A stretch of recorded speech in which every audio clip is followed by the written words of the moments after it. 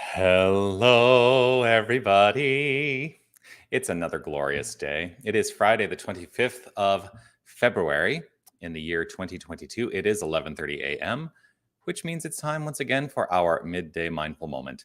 I'm Reverend Jonathan Zenz, the minister here at Unity of Tucson, and this is the opportunity we take to affirm life's good, to engage in some spiritual practice, to know the truth of who we are. I do this consistently because when I am consistent in my spiritual practice, life just gets better for me all around. So I bring it to you in the understanding that it can, if you are willing to accept it for yourself in whatever way works best for you, that it can make your life better. So let's do some spiritual practice. Let's do it. Whether you're watching live or on the replay, I would love for you to post a comment and let me know that you are here. I do see that Sherry is here and Robin is here. Grateful to have you both here joining me for this awesome opportunity. I'm really excited today. Lots of energy. I already said that. I do want to offer this reminder. Oh, goodness. I'm always me. I want to offer this reminder, which is to say, you are love, you are light, you are life, you are magnificent. Keep shining your light and sharing your magnificence with the world. It was entrusted to you, your magnificence, to show up in the world. So shine that light brightly. Thank you, Jason. Grateful to have you here as well. So today, I'm moving back into the exploration of the 64 ways in 64 days to engage nonviolence, to engage peace in our hearts. And these are practices that we can take with us and utilize every single day. The one that is offered today by the Association for Global New Thought, which is where I get this list from. The Association for Global New Thought sponsors this season for nonviolence. Today's topic is generosity. And what they wrote about it is, it says it's a quote of Mother Teresa, where she said, "There is a hidden poverty more pervasive than lack of money. It is the poverty of the heart." So what comes up for me in relationship to that idea is that, we so frequently talk about generosity being the capacity we have to like give of our money, to give of the things out in the tangible, experiential world. And I think that one thing that we may want to start thinking about is, what are ways that we can give of the heart? What are ways that we can give of that inner life in support of other people? What they suggest is spend 10 minutes assisting someone who needs your nurturing. Now, first of all, whether they need it or not is their assessment, not yours. So that's something to keep in mind. But if you know someone who has reached out and says, "Hey, I need some support. I need," right? People are willing to tell you what they need. Be available to them. Allow yourself to be that nurturing source, that nurturing resource for them, rooted just in the nature of having a generous heart. Just allow yourself that opportunity. I tell you, it's going to do as much good for them as it will for you, and as much good for you as it will for them. Because when we are in this, when we understand that we are all in this thing called life together, well, that's how we transform our world into one that is awakened to its magnificence. So, how will you choose to express and experience generosity today? Generosity of the heart. That's the work. I do want to say hello and fabulous Friday to Darwin and Jerry. Grateful to have you here as well, as always. Hey, I imagine there's no more snow on the ground where you are, but I understand it did snow where you are a couple days ago. So I'm leaning over because I'm trying to get myself situated in my seat as I prepare myself. I love to prepare myself for this thing called affirmative prayer treatment. And I invite you to prepare yourself.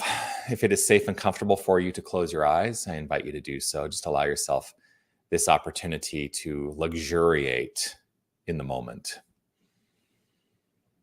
If that's your choice, to close the eyes or let them fall to a soft gaze, or simply let them be open as you allow yourself to turn the attention to the inner life. I choose to turn the attention to my inner life.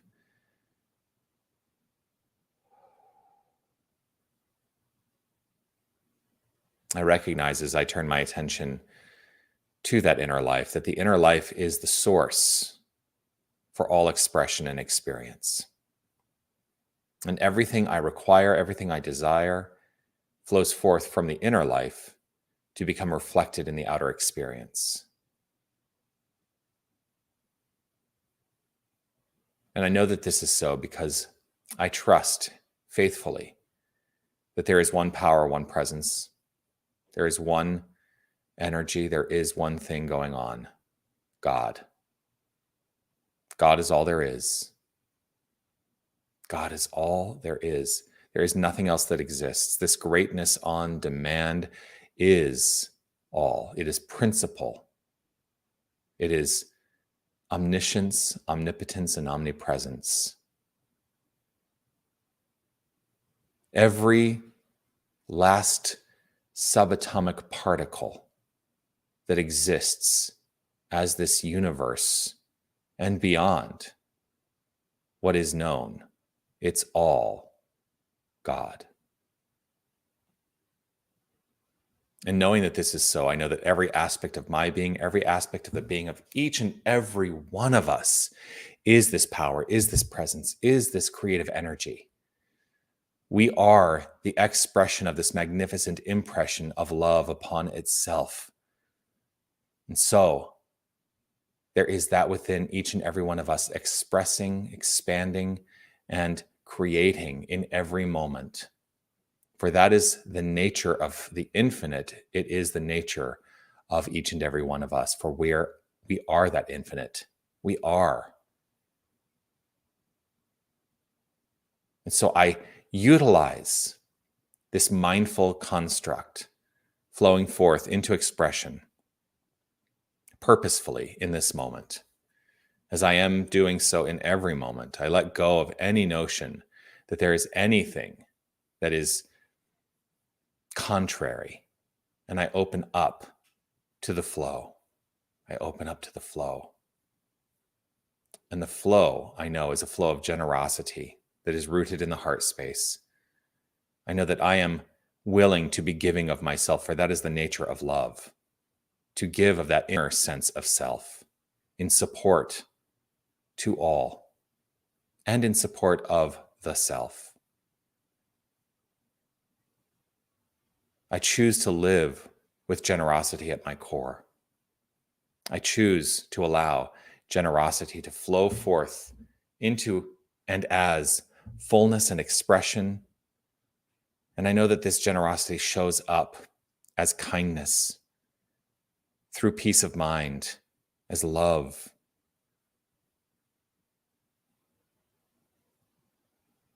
And there's nothing that needs to be forced.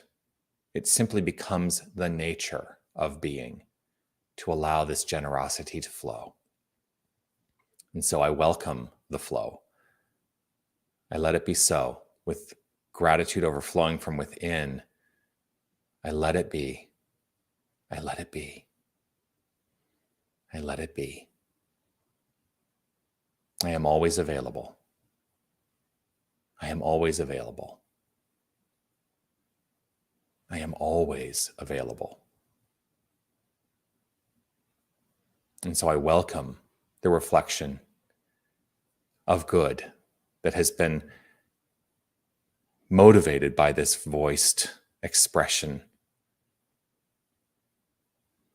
And with joy overflowing from within, with gratitude overflowing from within, I simply let it be as I relax, release, trust, and know it to be so. And so it is. Amen.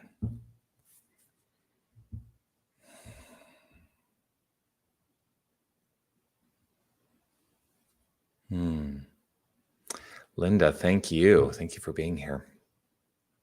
So there we are. Another glorious day to experience and express, to live up to our inherent magnificence.